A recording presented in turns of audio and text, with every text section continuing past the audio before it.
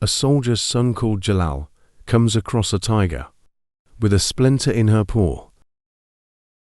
Jalal pulls out the splinter, and the tiger rewards him with a magical chest, but warns him he must carry it for 9 miles before opening it. Jalal starts carrying the magical chest, but as he carries it, it begins to get heavier and heavier. Eventually, Jalal gives up and opens the box. Out falls a small man, calling himself Mirbaz. Mirbaz grants Jalal any wish he desires. Jalal wishes for a sweetmeats and bread. Mirbaz grants him his wish. Jalal then wishes to meet the most beautiful girl in the kingdom. Mirbaz grants Jalal his wish. Jalal is transported to a palace, into the room of Princess Blossom, whom was awakened and let out a fright. Jalal apologizes to Princess Blossom and explains about the tiger and Mirbaz. Princess Blossom, amazed at his story, continues talking into the night until both fall asleep. In the morning, both awake and fear they will be parted when the palace wakes up. Jalal wishes for both he and Princess Blossom to be taken far away and to never be parted. Mirbaz obliges and transports both Princess Blossom and Jalal to a faraway forest. Jalal says to Mirbaz there is no more need for him. He can live happily ever after. Mirbaz is sad, but gives Jalal a hair from his beard to burn, if Jalal ever needs him again. Jalal and Princess Blossom make a home in the forest. One day, a stranger passes by and sees Jalal and Princess Blossom eating only fruits and seeds, and invites them both to his hut, not far from there, where they can feast on stew and hot bread. At the stranger's hut, he invites both Jalal and Princess Blossom inside. He says they can prepare the table, and he will get more firewood from outside. But they must not open the cupboard with a golden handle. After he leaves, Jalal starts to open the cupboards, and they find jewels, treasures, and all types of foods and sweets. Eventually Jalal finds the cupboard with the golden handle. Filled with wonder, Jalal opens the cupboard and finds it filled with human skulls. Fearing they have entered the home of a demon, they try to rush out through the door. But the demon stands in their way. Jalal, remembering Mirbaz gave them a hair from his beard, Jalal throws the hair into the fire, and Mirbaz appears in the hut. "Please save us," cry Jalal and Princess Blossom. Mirbaz instantly vanquishes the demon, leaving Jalal and Princess Blossom alone, along with all the demon's treasure, where they lived happily ever after. Once upon a time, a rat was caught in the middle of a rainstorm. The rat, fleeing from the thunderous rain, came upon a deodar tree and set about digging a hole at its base. Once his hole was dug, the rat sat snug in his dry hole, awaiting the rain to stop. In the course of his slumber, he noticed a bit of dry root poking out from inside his hole. The rat thought to himself that this dry bit of root would make useful fuel for later. So he set about nibbling at the stem and broke off a piece. As the rat is an economical creature, he would take it home with him. Once the rain had stopped, the rat took his prize and began hopping home, paying attention to avoid the giant puddles dotted in his path. until he came upon a man on the road trying to light a fire, whilst his children were crying next to him. "Goodness gracious!" exclaimed the rat, "why are your children crying?" "The birds are hungry and they are wanting their breakfast. But the wood is too damp, and I can't bake their cakes," answered the man. "If that is all your trouble, perhaps you can use this dry piece of root." The man praised Allah, and after he had lit his fire, presented the rat with a morsel of dough. The rat was amazed at his luck, as he now had enough dough to feed him for a week. Off trotted the rat with his reward down the road, until he eventually came upon a potter's yard. The potter was furiously spinning back and forth on his potter's chair, from his wheel to his wailing children. "Oh dear me," said the rat to the potter, "what is this incessant wailing all about?" The potter replied that their mother had gone off to the village to bring flour, but in the meantime he can neither work nor rest. The fortuitous rat then exclaimed that the potter should take his morsel of dough and quickly cook some bread for his children. The potter immediately set about baking flat bread on his stove, and handed a portion each to his children, and offering the rat his fair share. "No, dear sir, I should think a piece of bread too little a reward for my aid." The potter scratched his head, and then picked out a freshly burnt pipkin for the rat. The rat, amazed at his continued good fortune, graciously took the pipkin and awkwardly rested it upon his tiny head as he continued down the road. Continuing his journey, the rat began to struggle under the weight of his reward, until he came upon a group of herdsmen, whom one of their number was milking his cattle into a shoe. "Oh fie!" the rat, disgusted at the sight. "Why don't you use a pail?" The herdsman explained, "For the best of reasons. We haven't got one." "Oh dear!" the rat exclaimed. "Then, in your hour of need, do take this pipkin and use it instead." The herdsman took the pipkin and filled it up to the brim. "Here, little fellow, you may take a drink in payment," explained the herdsman. "Oh no, good sir. For my fair payment, in your hour of need, I should take fair recompense. I will take a buffalo from your herd." The herdsman let out a raucous cry of laughter at the rat for his price.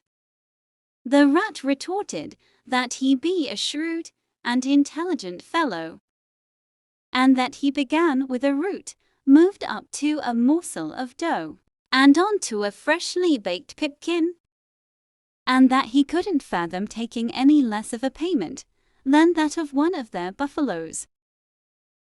In astonishment, and more for their own amusement, the herdsman agreed to the price, and using an appropriately sized rope, tied the buffalo to the rat.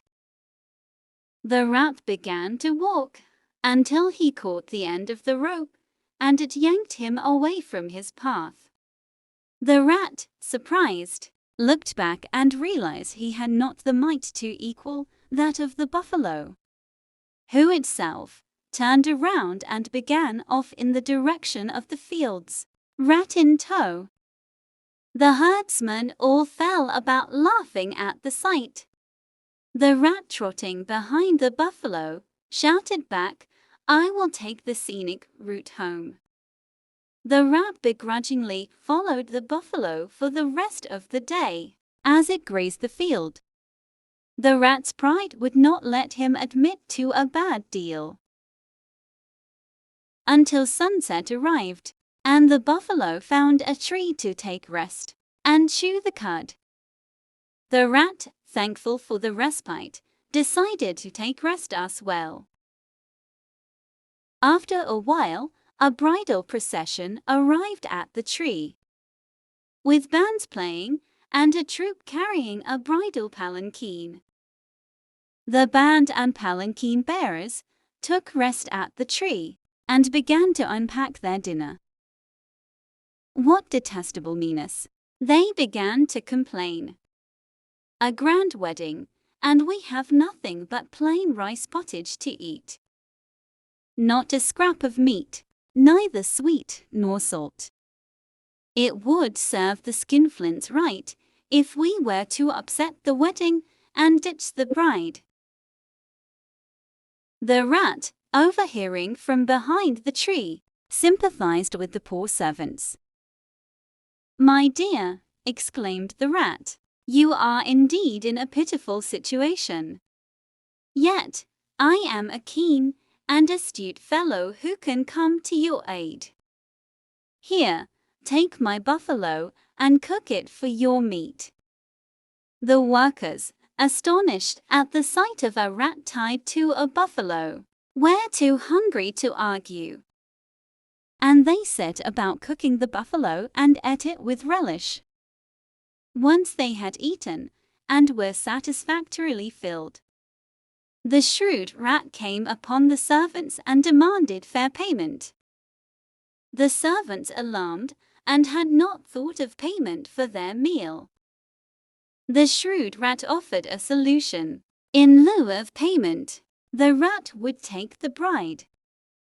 The servants, fearing further debt and punishment, obliged and hot-stepped in differing directions away from the tree and fled.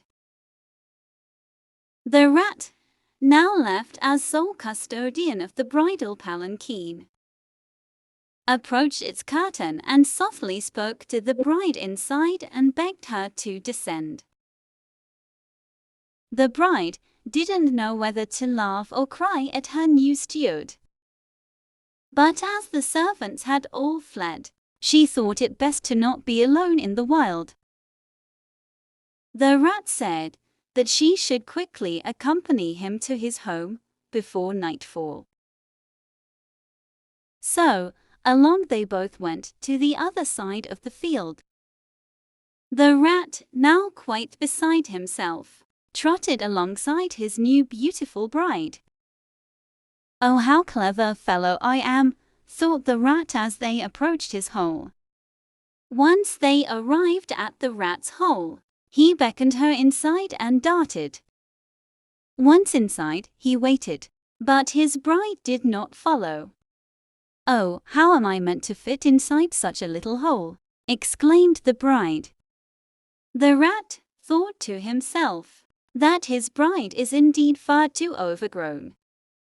He reckoned that he would need to build her own thatched abode. But it was too late in the day.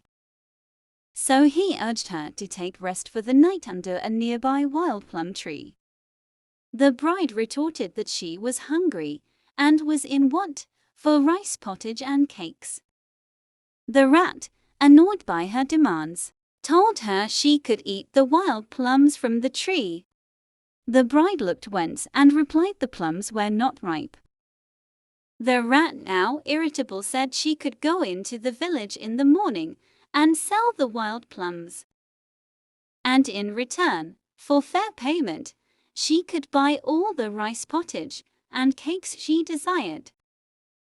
The rat disappeared down his hole, and the bride took rest on an empty stomach. At daybreak, the bride, still hungry, collected some wild plums and set forth to the village. "Green plums I sell, green plums I sell, princess am I, and rat's bride as well," she sang cheerily as she danced through the bazaar. Upon her cheery note, the Begum of the village elder heard her song and instantly recognized the voice of the missing bride, whom all had believed had been eaten by wild beasts. At the same time, the rat had awakened from his hole and searched for his bride. Seeing her absent, he set forth quickly down to the village, where a commotion was had in the village bazaar. "Oh, what trouble is caused to me this day?" And to add, "What commotion is had in the village this day?" as he followed the throngs of crowd, cheering and singing good tidings at the fortune of the returned bride. The rat, overhearing the merriment, followed the crowd until it arrived at the hut of the village elder. After passing by the crowd, he arrived at the hut's door and began banging incessantly, demanding the return of his bride and just payment. "Give me my wife," cried the rat. "She is mine by fair bargain.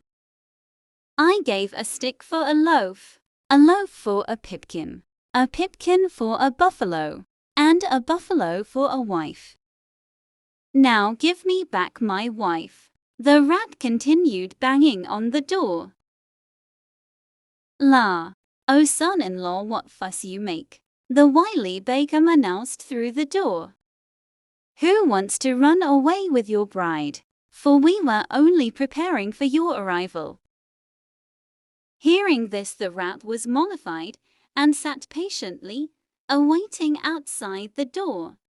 The begum, hearing of the story of the rat from the bride, was indeed preparing for the rat's arrival, but not in the usual customary manner. For she was busy making a hole in the middle of a stool seat, covered by a red cloth, which she placed over a hot burning stone.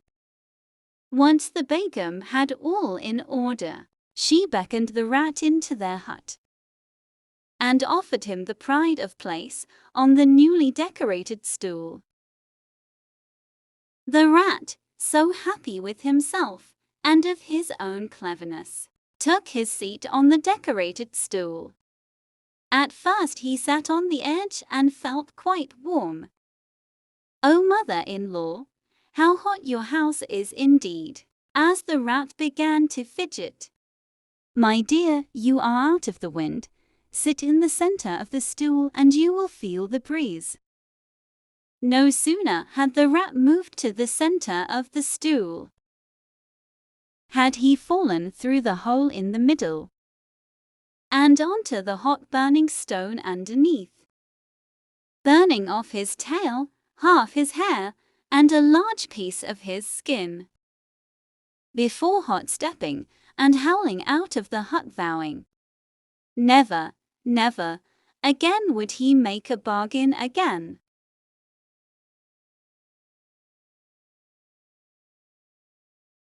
Long ago, there lived a prince called Barumga. He would while away his days on hunts atop his favorite steed. One day, Prince Barumga was on a hunt, accompanied by many servants. When through the thicket, Prince Barumga sighted the most majestic deer. He ordered his retainers to circle the deer in order to trap it. "Remember, I hold him towards whom the deer may run to be responsible for its escape or capture." At that moment, the majestic deer became startled and darted towards Prince Barumga. But Prince Barumga was swifter still and caught the deer by its antlers.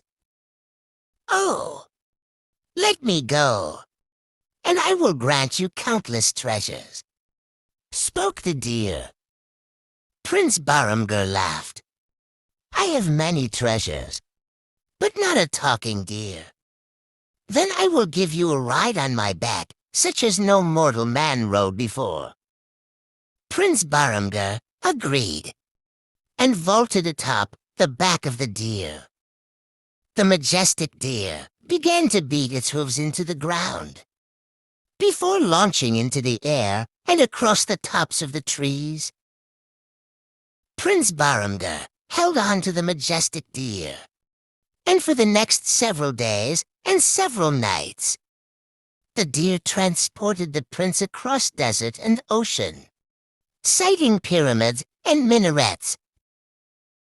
In the evening of the 7th day, the majestic deer took rest in a strange country. And once Prince Baramgar alighted, the majestic deer vanished into thin air. The prince rubbed his eyes, but to no avail. The majestic deer had disappeared. Prince Baramgar took to searching this new land, looking for house or footprint. But all seemed strange and unfamiliar. Until, after some time searching, a wee old man popped out from under a bush. "How did you get here? What are you looking for?"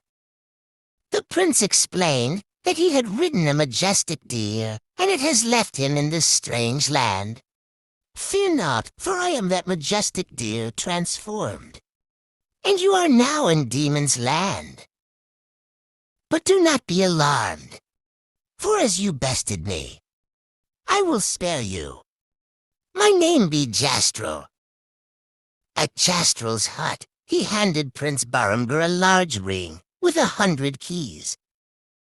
"Take this. These be the keys to my many palaces and gardens. Amuse yourself by visiting each through that very door, and mayhap somewhere you may find a treasure worth having."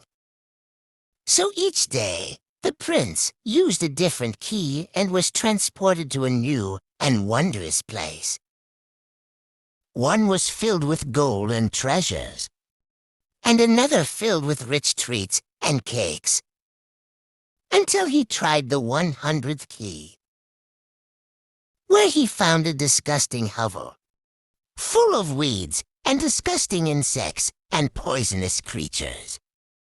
But in the distance, he caught a glimpse of a beautiful garden, more magnificent than any he had previously found. In the middle of this garden was a beautiful summer house, in which he found a golden bed. Prince Baramgar, enchanted, took rest on the golden bed and fell asleep. Not long after his slumber, a fairy princess called Shopison was taking air. When she happened upon the prince asleep, the fairy princess took to ground in astonishment at the handsome prince. She stooped over the splendid prince and gave him a kiss. Prince Baramgar awoke instantly and was bewitched by the most beautiful sight.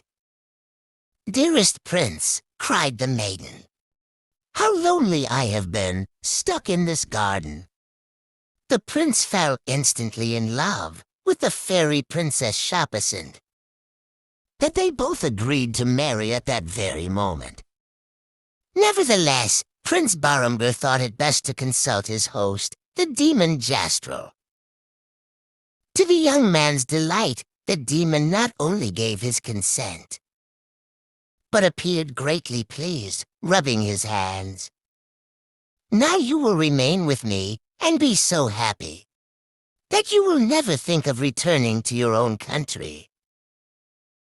Prince Baramgar and the fairy princess Shopison were married, and lived contently in their garden paradise.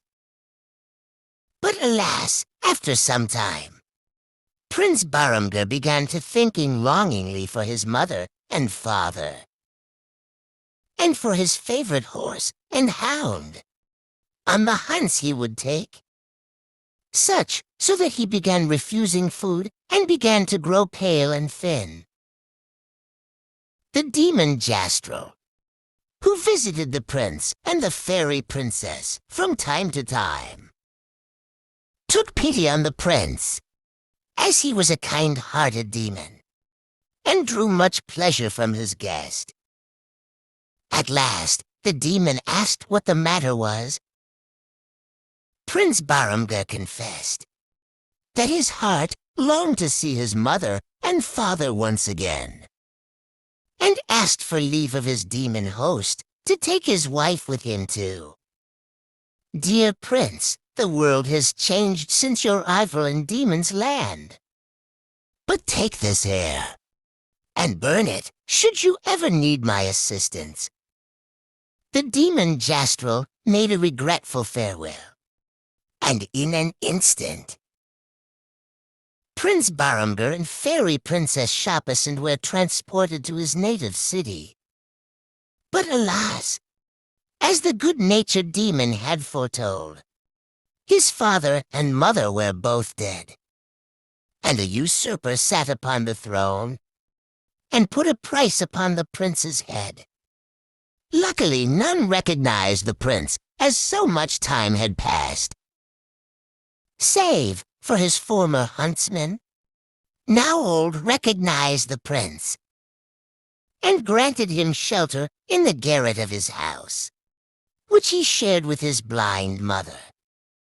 One day, the prince and his huntsman took to the country to seek out a good hunt for dinner. The fairy Princess Shapasand took the opportunity to wash her silken hair. She opened the window to the garret to allow the breeze to dry her hair, when the chief constable, walking by, was so overcome by the princess's beauty, he tripped and fell over into a gutter. The chief constable called for his guards and began beating on the door of the huntsman's house. The fairy Princess Shapasand, greatly distressed for the guards at the door, took the form of a dove and flew out the window as the guards broke through the door. The huntsman's blind mother, unable to comprehend the ruckus, sat in her chair as the guards rushed to the garret. The princess, in dove form, flew in through the door and whispered in the old crone's ear, "I go to my father's house in the Emerald Mountain."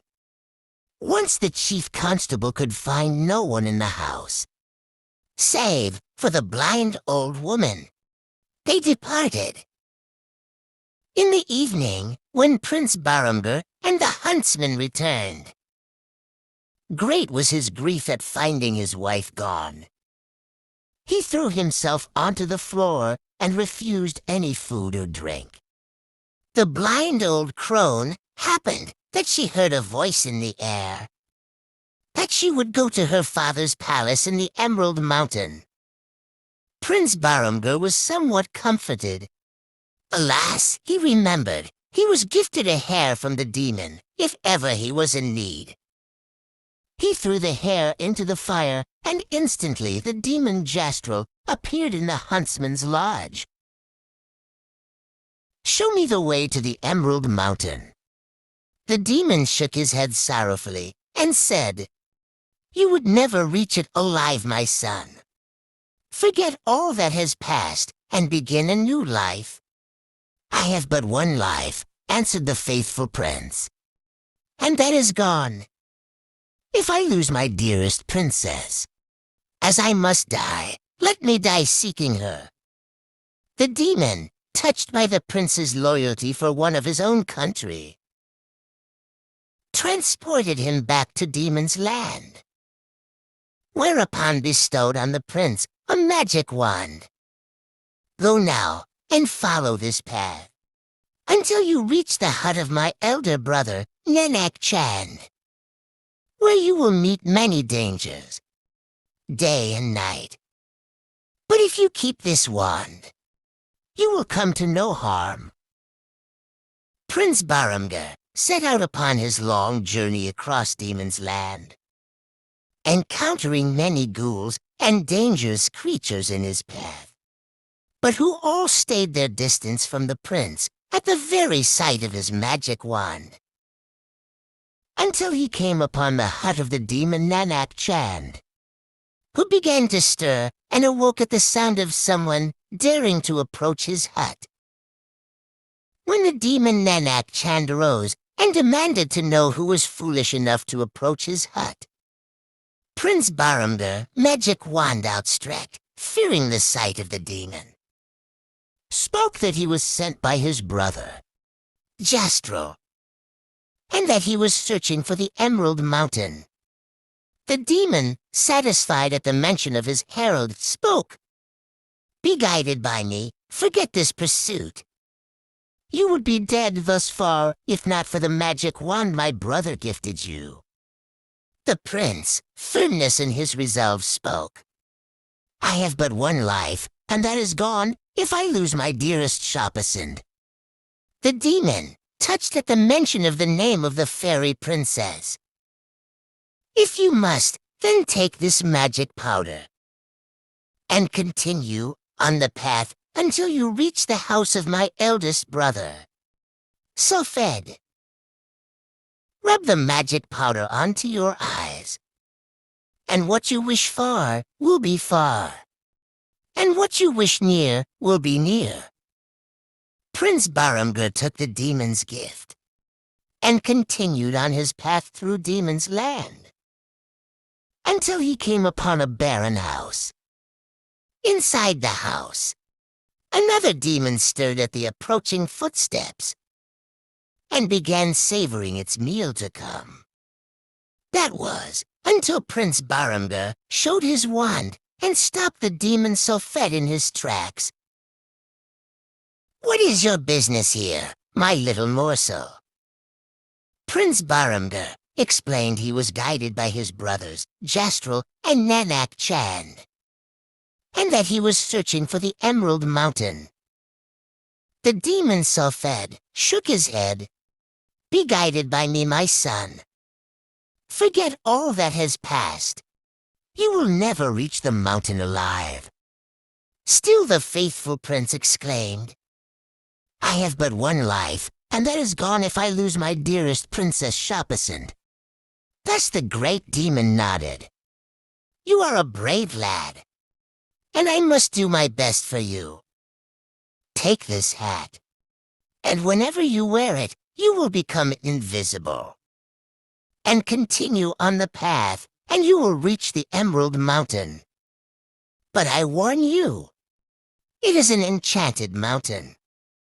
The further you travel up the mountain, the taller it grows." The prince explained, "I have this magic powder." "I see, then you may well succeed in your journey. Use the magic powder to reach the top of the mountain, and use the hat to enter the Emerald City." The prince parted ways from the demon and continued on his path until he reached the foot of the glittering Emerald Mountain. Prince Baramgar took the magic powder and rubbed it into his eyes. And behold, what he desired, what once was afar, now was right in front of him, and he was in the Emerald City. He placed the hat on his head and was now free to traverse the city, searching for his dearest Shopasand. The Emerald City looked as if it had been hewed out of a single piece of rock, and was dazzling to behold.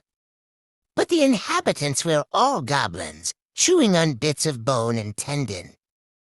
Prince Baramgar traversed the streets until he reached the center. There he was dwarfed by a giant emerald tower. He searched high and low, but couldn't find a way inside, until he noticed a goblin walk towards the tower with a tray of sugared lokum resting on its head. Prince Baramgar followed the goblin until it reached the side of the Emerald Tower. A partition of wall magically disappeared, and the goblin carrying the tray of sweets entered.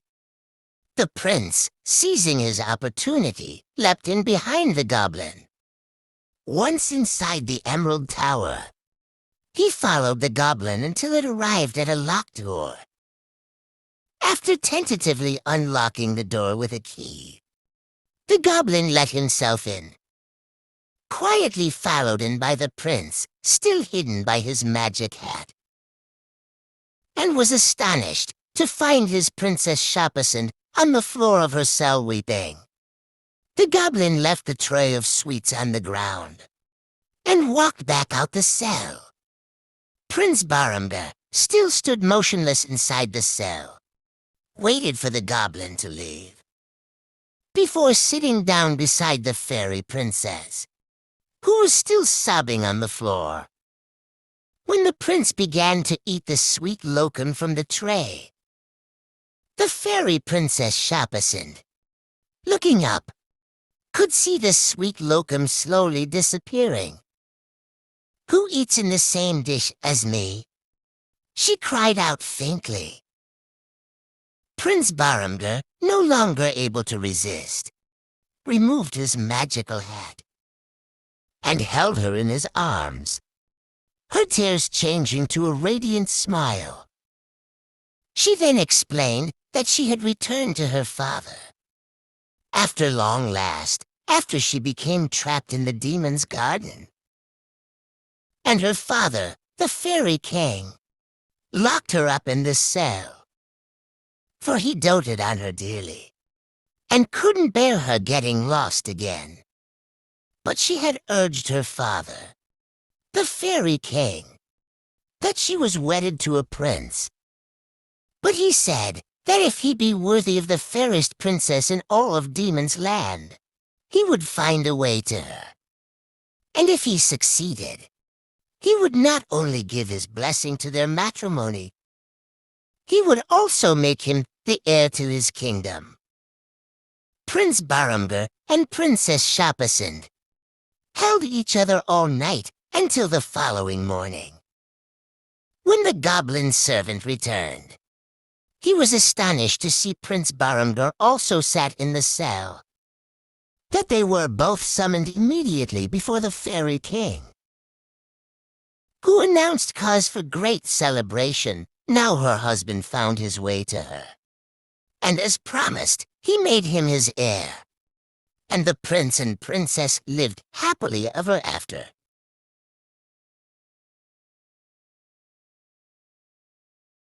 Once upon a time there lived a very old woodsman with his very old wife.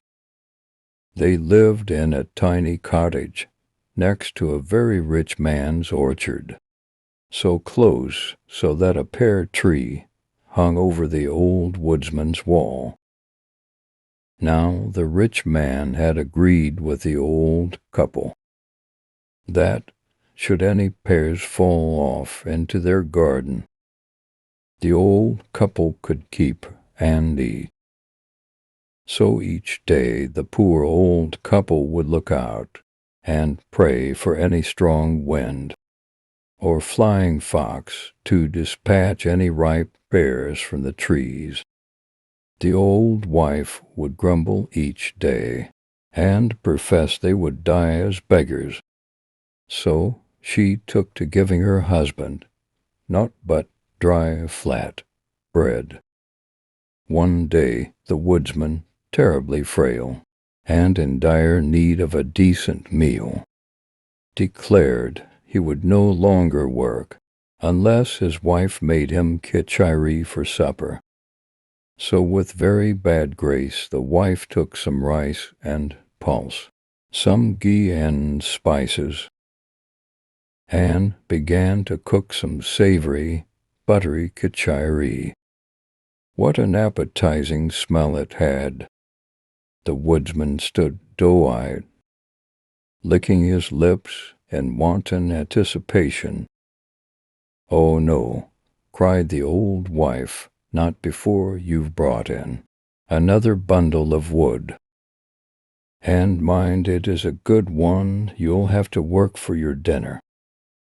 So the old man set out into the forest and began chopping and hacking, all the while whetting his appetite and thinking of the delicious kitchari to come. Just as he was swinging his axe again, an inquisitive bear, overhearing the thrashing in the wood, came through the trees and bid the old man good tidings. "Peace be with you, friend," spoke the bear. "What may you do with that very large bundle of wood you have collected?" "It is for my wife," returned the woodsman, for she has made such a delightful kitchari for supper. And if I bring a good bundle, she is sure to provide me a good portion. Oh, my dear fellow, you should have smelled that kitchari." At this the bear's mouth began to water, for all bears are gluttons. "Do you think your wife would give me some too, if I brought her some wood?" inquired the bear. The crafty old woodsman looked at the bear. "Perhaps, if it was a very big load, would for hundredths do?" quizzed the bear. "Oh, I'm afraid that would be too little. As you see, my dear old wife has been toiling all day." Would 800th do?" the bear tried again, looking longingly at the woodsman. "Oh, no, that wouldn't do, you see. My wife has added so much buttery ghee. How about, say, half a ton, and it's a deal," quipped the woodsman. "Half a ton," sighed the bear, "is quite a load." "There is saffron in the kitchari," remarked the woodsman casually. The bear licked his lips, and his eyes twinkled. "That be a bargain. Go home sharp and tell your wife to keep the kitchari hot." Away went the woodsman with glee, off to tell his wife that he had agreed with the bear a half-ton of wood for a share of the kitchari. The old wife, not wanting to allow her husband the satisfaction, understood that the bear's wood would keep them for the entirety of the winter, and would still leave them a plenty spare to sell for food. But, as was her way, she continued to grumble and complain, for her husband had not settled on an exact share of the kitchari, for, as was the way of the bear, he would gobble the lot in an instant. The woodsman grew quite pale. "We had better begin now, and have a fair start." So without more ado, they both squatted down on the floor around the brass pot full of kitchari, and began to eat as fast as they could. "Remember to leave the bear his share," the woodsman said to his wife with his mouth crammed. "Certainly, certainly," she replied, helping herself to another handful. "My dear," cried the woman in her turn, with her mouth so full she could hardly talk, "remember the poor bear." "Certainly, certainly, my love," returned the old man, taking another mouthful. And so it went on, till there was naught left in the pot. "What's to be done now?" said the woodsman. "It is all your fault," retorted his wife scornfully. "You ate twice as much as I." "No, I didn't." "Yes, you did. Men always eat more than women." "No, they don't." "Yes, they do."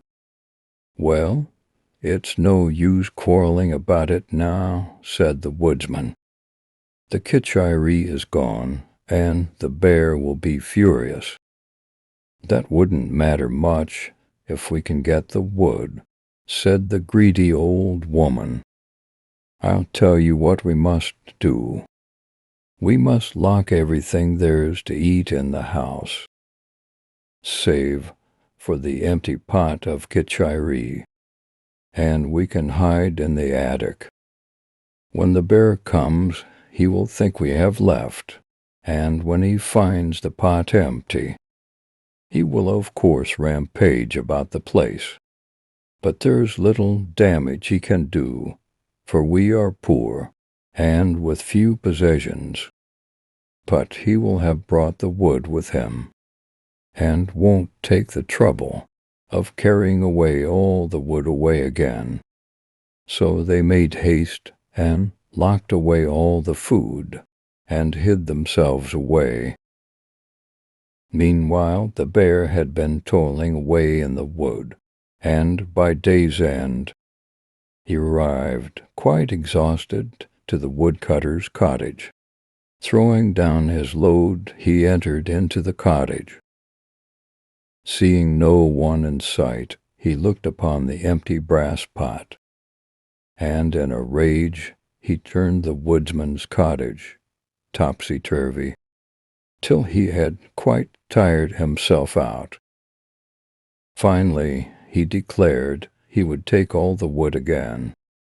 But, as the crafty old woman had said, he was too tired after cutting all the wood.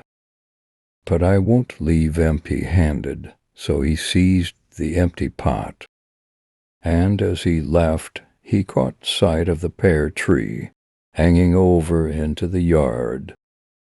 The first of the season, he bet. The bear, famished, clambered up the wall, and into the tree in a jiffy, and grabbed the ripest-looking pear, and before he put it into his mouth, he had a thought. If I take the ripe ones with me in this pot, I can sell them to the other bears, and with the money I can buy me some delicious kitchiree. Ha ha! How clever I am! So the bear began to pick the ripest pears, and placed them into his pot. He looked upon the unripe pears, and thought, none would buy these. So he popped them into his mouth and ate them, making wry faces if they were to sour. All the while the old woodsman and his wife, watching the bear, through a crevice, the old wife holding her mouth for fear of discovery. But the poor old wife, being an asthmatic, and having a terrible cold in her head, couldn't help herself, and she let out the almightiest hachoo. The bear in the tree, thinking a huntsman had spied him and taken shot, fell out of the tree and fled into the woods as fast as he could, leaving the pot and all the ripe pears. So the woodsman and his wife were left with the pot and all the pears, but the bear left with naught but an upset stomach from eating all the unripe pears